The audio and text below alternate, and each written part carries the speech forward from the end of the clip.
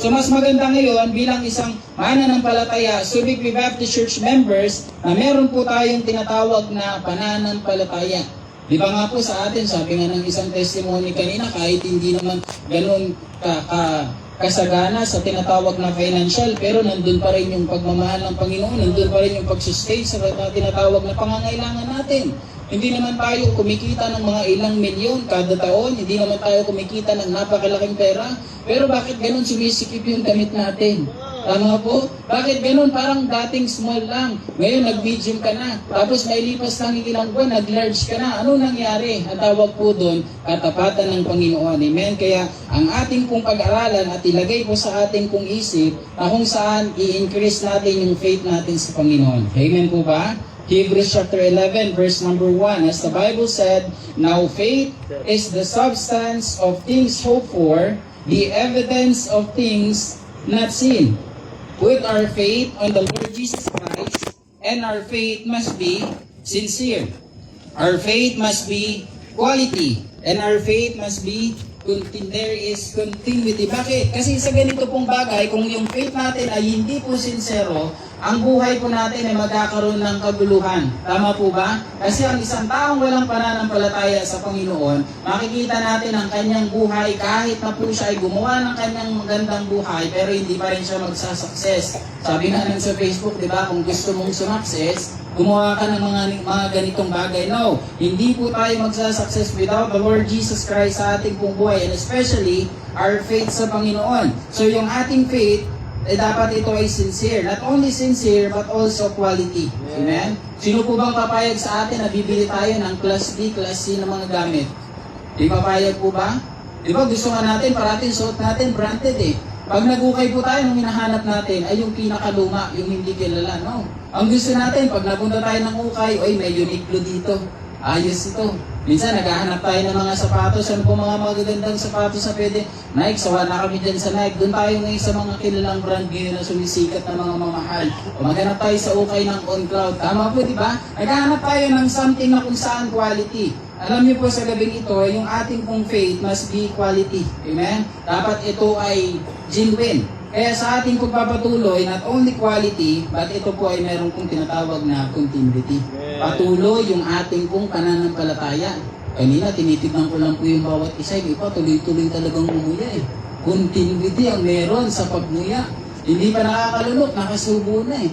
Pero sa usapang pagpapatuloy, alam niyo po ang ating pong foundation ay dapat po sa Panginoon. 1 Corinthians chapter 3, verse 11. For other foundation can no man lay than that is laid, which is Jesus Christ. Alam niyo yung kanta po natin sa ating hymnal, sabing ganon, my hope is built on nothing less than Jesus' blood on righteousness. My hope is built on nothing less than Jesus' blood and righteousness. I dare not trust the sweetest frame, but wholly lean on Jesus' name. Sabi ng chorus, on Christ the solid rock I stand, all other ground is sinking sand. All other ground is sinking sand. Sa gabing ito, ang ating faith not only be quality, but merong kong pagpapatuloy. Amen? Mas maganda po na magtapos ang ating taon na merong pananampalataya sa Panginoon at hindi lang huminto doon. Madagdagan pa pagsalubong natin ng mga ilang minuto po, 2026, na meron pa rin tayong pananampalataya. Amen po ba? 2 Timothy chapter 4, verse number 2. Ito yung mga bagay na dapat po nating malaman. Preach the word, be instant in season and out of season, reprove, rebuke, exhort with long suffering and doctrine. By hearing the preaching or word of God, this could be the foundation of our faith. Nakukuha po ba natin? In 1 Timothy chapter 6, verse number 20 and 21. O Timothy, keep that which is committed to thy trust, avoiding profane and vain babblings and oppositions of science falsely so-called. Verse 21, which some professing have heard concerning the faith. Grace be with thee. Amen. Alam niyo po yung nag-quote up po sa akin dito in this verse. Sabi ng ganon, concerning the faith. Gaano po ba kahalaga sa atin yung faith?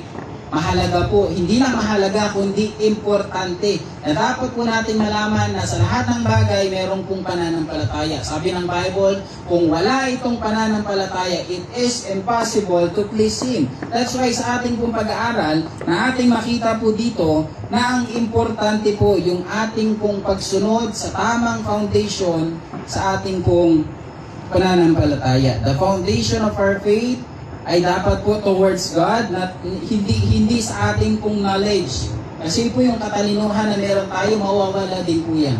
Yung mga itinuro po sa atin nung high school tayo, nung college tayo, hanggang ngayon sigurado hindi na natin matatandaan yung mga iba. Tama po, natatandaan na lang natin yung mga tinuro sa atin sa mga samat, ng mga simpleng mga pag-solve sa mga problem. Hindi lahat ng naituro sa atin nung sa school hanggang ngayon naaalala pa rin natin. Pero sa kabila ng yun, yung maaalala dapat natin as we end ang itong taon na ito, yung ating kung pananampalataya sa Panginoon. Not our strength, our wealth, or anyone man ang ating kung binibigyan ng pansin para sabihin, ay may tao akong kilala na kung saan maliligtas ako sa ganyang bagay. Exempted ako sa LTO, hindi ako mauhuli dyan. Exempted ako sa checkpoint, hindi ako pag sinabi ko lang yung pangalan na ganito. Exempted ako sa school kasi kilala ko yung principal doon. No, sa ganito pong bagay, alam niyo pong dapat nating bigyang pansin ay yung ating pong pinag-uusapan following the foundation of faith. Kaya nga po sa ganitong bagay, napakahalaga ng pananampalataya. At ito po yung wala sa karamihan. Kung saan meron lang tiwala, yes, pero ibang usapin kapag meron pong pananampalataya. Point number 2, obedient to the original ordinance. Verse number 14, the good thing which was committed unto thee, keep by the Holy Ghost, which dwelleth in us. So what are the two ordinances as we look sa ating pong salita ng Diyos? Ano yun? Meron tayo as a church, as a Baptist church, what are the two ordinances ng ating pong simbahan? Sa mga nag-aaral ng Bible, sa mga nag-sit in sa Bible school, at sa mga nag-undergo ng faith, ang tawag din sa Sir Salel? Faith Online Institute. Sa ganun pong bagay, may nakalagay doon. Sabi ganon, what are the two ordinances ng ating pong simbahan? Baptism and Lord's Supper. So sa ganyang bagay, dapat po nating makita po ang kahalagahan ng pagsunod sa ordinansya na galing sa salita ng Diyos. Bakit? Kasi ito po yung nagiging problema natin bilang isang tao. Na mas gusto natin sumuway kaysa sumunod.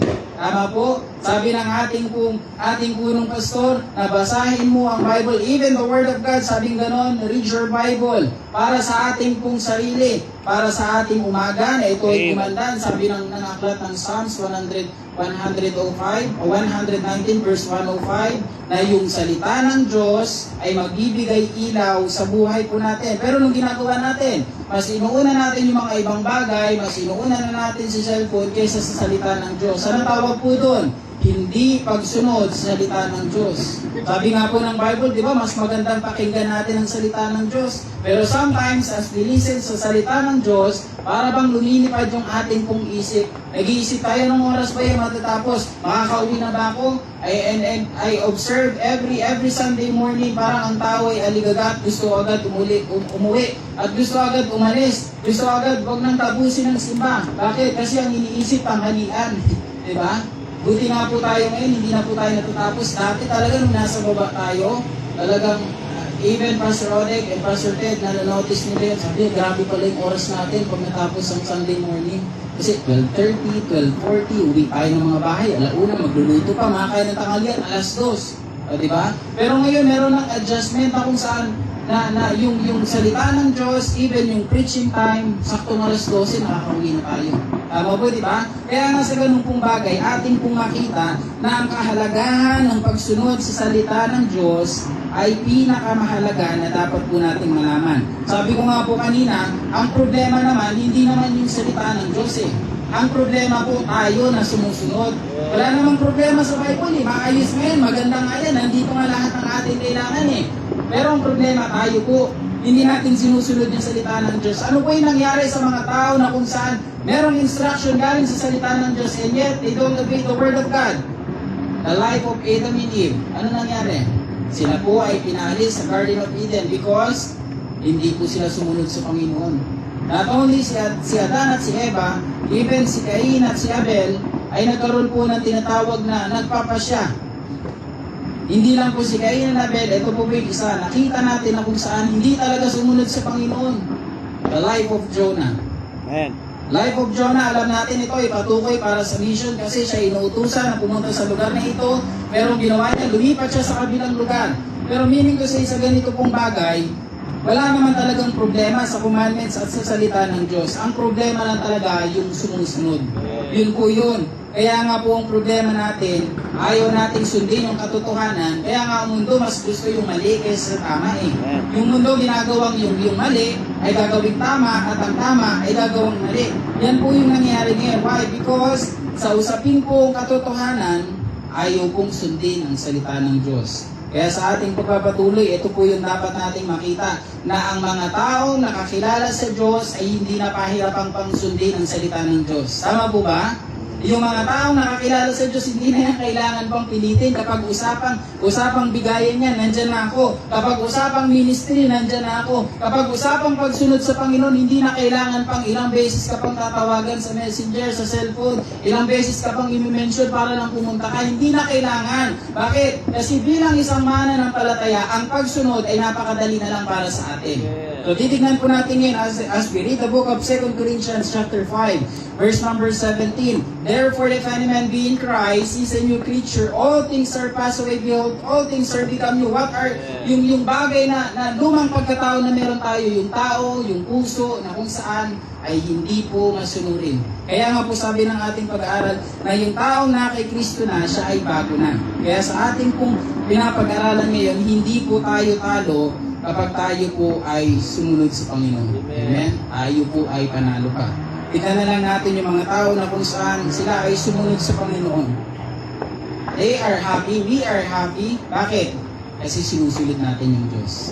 Meron po ba magpapatotoo po dito na sinabi, Pastor, nung sumunod ako sa Panginoon, hindi ako naging masaya. Meron po ba magsasabi ngayon, magtitestify? Simula nung sumunod ako, Pastor, sa Panginoon, ang bigat ng buhay ko, puro na lang talaga pinagdaraanan. Wala na, hindi na ako naging masaya. Meron po ba? And I know for sure, 100% sure, na walang magtitestify na ganun po ang sasabihin. Kasi nga po, sa usapang pagsunod sa Panginoon, nandun po yung tinatawag na pagpapala. As the book of Matthew chapter 6, verse 33 said. At sa ating pagpapatuloy, sabi ganon, obedience is this: obey beyond eternal duty in everyday times with newness of mind through His words, continually abiding in God's every presence in our daily lives. So meaning to say, obedience is the key to spiritual growth. Yun po yun. Kung gusto natin, yung faith natin, yung obedience natin, dapat hindi lang ito umabot, maging kanta lang ng hanggang pambata.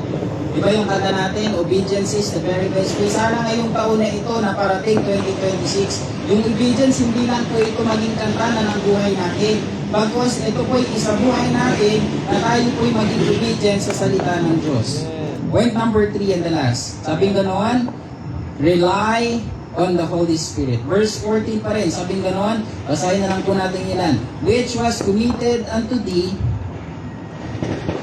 keep by the Holy Ghost, which dwelleth in us. This point, emphasize trusting the Holy Spirit power and guidance to guard and live out our faith.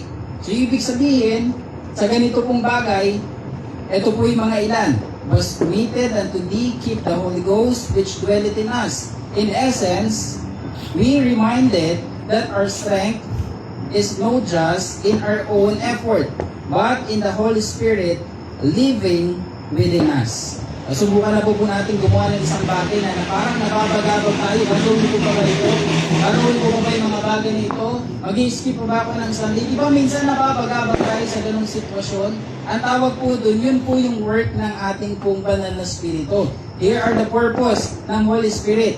Empower and guiding us in our daily lives. Teach and remind us of God's truth. Transform us to be more like Jesus. Ito po yung isa. Give us strength to live for God and face challenges. Yan din yung sinabi kanina ng isang kabatiran. Habang mayroong pagsubok, nandyan pa rin ang Panginoon. Amen? Kaya salamat po sa kanyang bagay that we could see na sa buhay ng isang mananampalataya na nagre-rely sa banal na Espiritu ay nandun po yung guidance. Sabi ng ating pag-aaral, was committed unto thee, keep by the Holy Ghost which dwelleth in us. Malapit na po tayong matapos. Sabi gano'n ng pag-aaral, basahin ko po sa Tagalog ng aklat ng Romans. Romans chapter 8 verse 26 to 27. At gayon din naman ang Espiritu ay tumutulong sa ating kahinaan, sapagkat hindi tayo marunong manalangin ng nararapat. Ngunit ang Espiritu rin ang namamagitan dahil sa atin ang mga hibig na hindi maisalaysay sa pananalita. Verse 27. At ang nakakasiyasat ng mga puso'y nakakaalam kung ano ang kaisipan ng Espiritu, sapagkat siya ang namamagitan dahil sa mga banal, alinsunod sa kalooban ng Diyos. Nakita po natin yung verse na ito, sabi gano'n, tumutulong sa ating kahinaan. Ang tanong, sino walang kahinaan sa atin? Lahat tayo may kahinaan. Di ba sa atin, huwag lang masandal, tulog na yan. Di ba? Di ba naman sa atin, makakita lang ng kulay sky blue yan, ay ngingiti yan. Tanggal na, ang sakit ng ulo. Di ba? Marami tayong mga kahinaan, pero sa kabila ng yun, sabi ng Bible, ang trabaho ng banal na Espiritu ay tulungan tayo sa ating pong kahinaan. At sabi pang ganon, habang tayo ay nag-aaral sa ganito pong bagay, meron pang namamagitan. Ano po yun? Yung banal na Espiritu ay nasa atin. Amen? Ito po yung kagandahan. Alam niyo po habang inaaral ko po ito kanina, buong maghapon, namamangha ako kasi yung work ng Holy Spirit is napakagaling, napakaganda, napakaayos. Kaya ngayong ating binasa, tinagalog ko niyo upang mas maunawaan natin. Kaya sa ating pong pagtatapos, Titus chapter 3 verse number 5. Not by works of righteousness which we have done, but according to His mercy, He saved us by the washing of regeneration and renewing of the Holy Ghost. Kita po natin yan. Kaya nga po napakahalaga to rely on the Holy Spirit. Amen? Let me read to you the conclusion. I encourage everyone to stay faithful to God's Word. Trust the Holy Spirit to guide us and empower us. Let's share the truth with others just like Paul told to Timothy. Kung si Paul, nawin niya si Timothy dahil sa Panginoon, marami rin tayong madadala na nakagaya ni Timothy upang manampalataya din sa Panginoon. Amen? Ito po yung kailangan natin. As we end this message and end this year 2025, hayaan po natin magtapos sa katanungan. Would you hold fast to the truth for this coming 2026? Mananatili ba tayong nasa katotohanan pa rin sa pagsalubong ng bagong taon? Sana po tayo ay magkaroon pa ng paninindigan sa katotohanan. Hindi lang yung katotohanan natin pang church lang. Hindi yung katotohanan natin pag may kaharap lang tayong si brother o si sister o si pastor. Bagos yung ating katotohanan na dapat nating panindigan, ay ito ay pangkalahatan. Kahit nasa mang lugar tayo, meron tayong katotohanan na ipinapamuhay. Following the foundation of faith, obedience to the original ordinance, rely on the Holy Spirit. Sana po sa ating pong may simpleng mensahe na ating pong napagtanto ngayon, hold fast to the truth in 2026. Tayo po yung mananangin. Maraming Diyos na makapangyarihan sa lahat. Salamat Lord for this privilege, Panginoon, na maging kabahagi ng ganito pong ministeryo. Salamat Lord dahilan ang inyong pong salita ay hindi po nagkakamali. Hindi po ito mali, Panginoon, na kung saan kagaya naming tao na parating may mga bagay, may sinasabi, may iniisip, may ginagawang kamalian. Salamat Lord dahil ang inyong salita ay nagbabago ng buhay at nagbibigay ng pag-asa, Panginoon. Lord, we are praying tonight as we end ang aming pong taon na kami po ay magkaroon ng buhay na kung saan meron pong katotohanan. Buhay na kung saan ay nasa katotohanan at ipinapamuhay ang katotohanan. Lord, kagaya po noon ni Apostle Paul, how he encouraged Timothy to do more for you, ay ganun din po ang aming pong maging response sa inyong pong salita.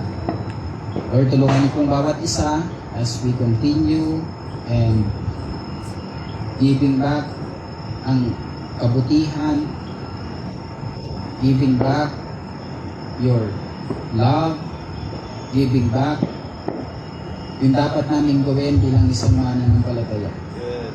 Tulungan niyo kami, Panginoon, to have a strength sa mga bagay-bagay and to face, Panginoon, ang hatak ng mundo, Panginoon. Help us, Lord, to be salt and light of this world. Thank you, Lord, once again for your word.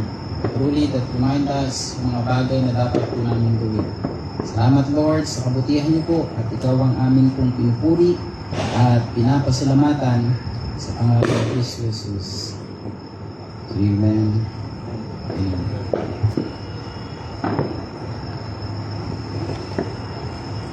Ngayon po tayo po ay mananalangin po sa ating pong kalagitnaan at tayo po ay magluluko at pipikit, papanalangin natin ang taon na ito at sa pagsalubong ng taon ay makita natin ang kahalagahan na meron pa rin kami. Tayo po yung muling yumuko at tayo po ay manalangin. Dakilang Diyos na makapangyarihan sa lahat, Lord, what a wonderful night na meron po kami. Kagaya, Panginoon, ng taon na ito, na nakita namin, Panginoon, how you love us so much, how you care for us. Lord, hindi ka po nagkulang, Panginoon, sa amin. Kung iisa-isahin namin, Panginoon, ang inyong pong kabutihan, Lord, napakarami po na ito.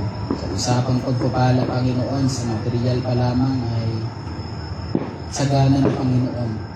Sa usapang pisikal, Panginoon, ay nandyan ka po sa amin.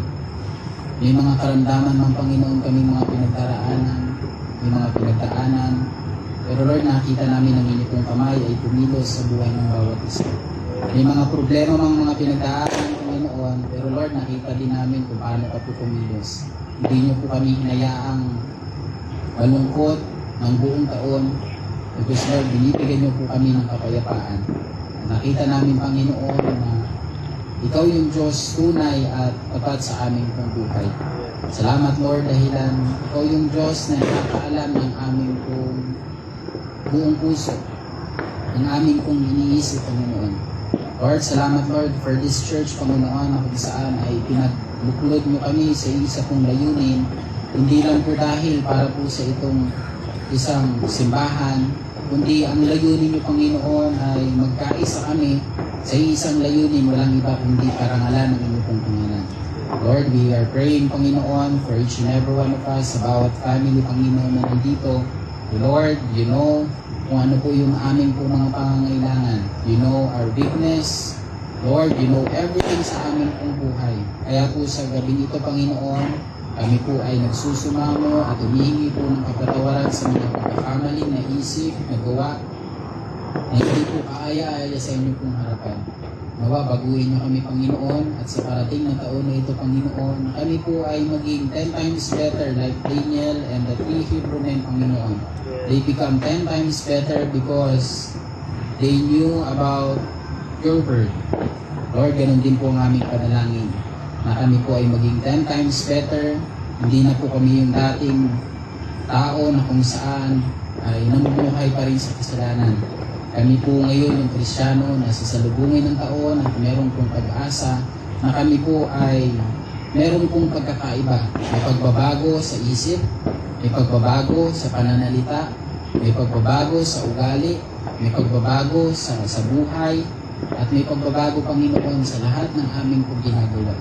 And help us, Lord, na kami po ay maging ilaw sa aming pong tahanan, maging ilaw sa aming mga kamag-anak na wala pa rin katiyakan sa buhay, maging ilaw sa aming community, maging ilaw at halimbawa, Panginoon, sa aming pong mga nasa sakupan, ito man po ay sa mga estudyante or sa mga nagtatrabaho, Panginoon. Lord, tulungan niyo po kami to present our body as a living sacrifice. Salamat, Lord, sa inyo pong napakagandang plano para po sa buhay namin. Lord, wala po kami ibang nais kundi pasalamatan ka at papurihan ka, Panginoon. Once again, Lord, we praise you and we love you, Panginoon, sapagkat you deserve lahat ng papuri at pasalamat, Panginoon. Hindi po kami magsasawang magpasalamat, Panginoon, sa napakaraming mga kabutihan, pagpapala na inyong pong inilaan para po sa aming buhay. Once again, Lord, as your disciples, Panginoon, na aming mabasa, napakinggan, the same prayer na amin din pong ipapanalangin ngayon. Lord, increase our faith, Panginoon. Bigyan niyo po kami ng matibay na pananampalataya. At i-ready niyo rin kami, Panginoon, sa mga pagsubok na darating sa aming pong buhay. Lord, once again, salamat Lord for this church. Salamat Lord sa mga kapatiran na patuloy sa ganito pong bagay.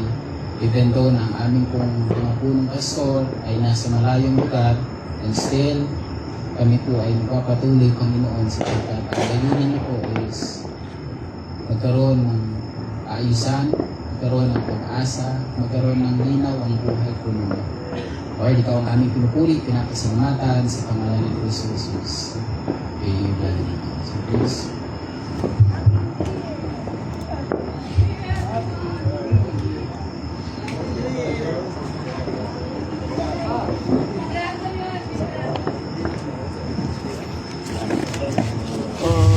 As we continue po, let us stand and sing Altaransa.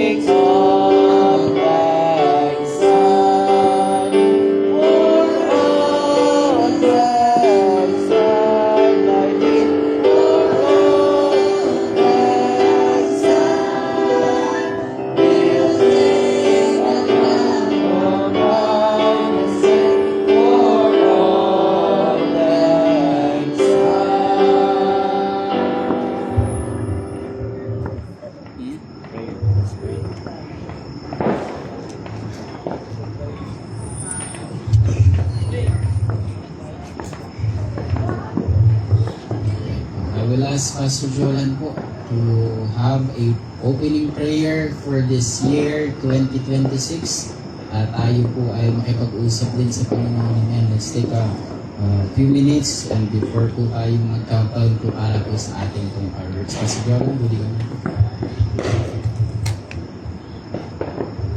Let's pray. Panginoong Diyos, nakita po sa lahat, naggawa ng langit at lupa, nagkukuhanan po ng aming lakas, ibigay ng pananampalataya, Panginoon. Lord, alam namin na walang ibang sagot sa aming katanungan kundi na sa iyo lamang. Yes. Kaya Panginoon, ngayong taong 2026 parating, sa iyo pa rin kami aasa dahil kayo naman, minsan man, hindi kayo nagbago, Panginoon. Yes. At nananatili kayo tapat sa buhay namin, kahit na kami, Panginoon, na hindi tapat. Lord, unang-una po, napanalangin po namin na magkaroon po ng transformation sa aming mga puso. Ang buhay, Panginoon, ay di pagkapwa-tao. Lord, damitan niyo po kami ng pagpapakumbaba, Panginoon. Admitting na wala kaming magagawa kung wala po kayo sa aming tabi. Lord, alam namin, miracle is just around the corner. Pero mayroong mga hadlang, Panginoon. Marahil ito po yung iniquity sa aming puso. Gaya po ng kahilingan ni David, Panginoon. Tanggalin niyo po ito, Lord. Nang sa ganun maraya pong kumilos ang kapangyarihan mo sa aming buhay, sa aming kalagitnaan. Help us, Lord, to mature in faith, Panginoon. In our decision making. Help us, Lord, to have hunger and thirst for righteousness.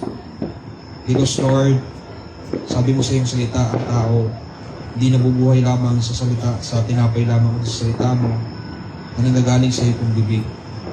Lord, we are praying yung aming mga leaders, mga seniors namin, na nasa ibayong dagat.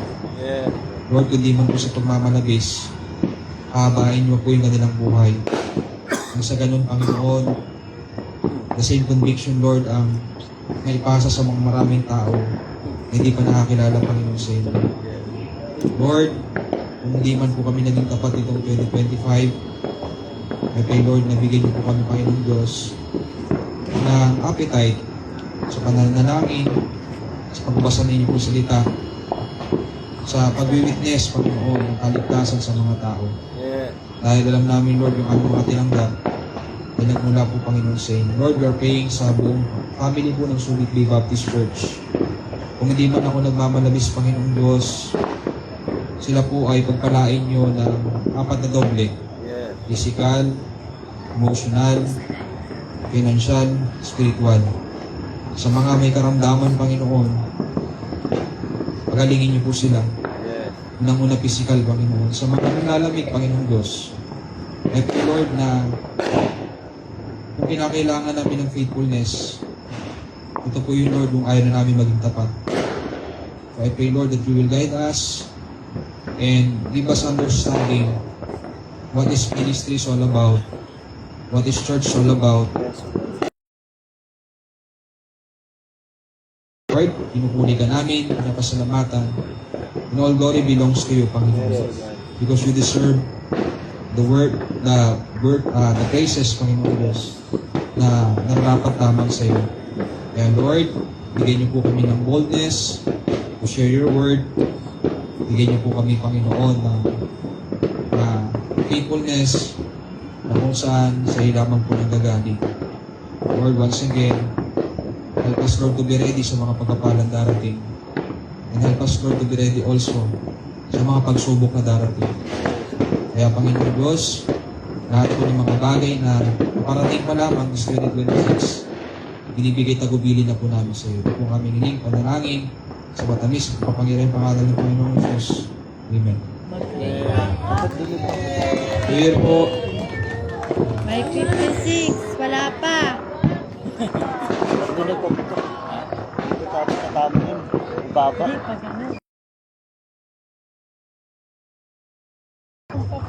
Balo yung hangin papunta dito. Yung hangin, delikado papunta dito. Alright, we have 2 minutes and 30 seconds po para po sa ating countdown, real time.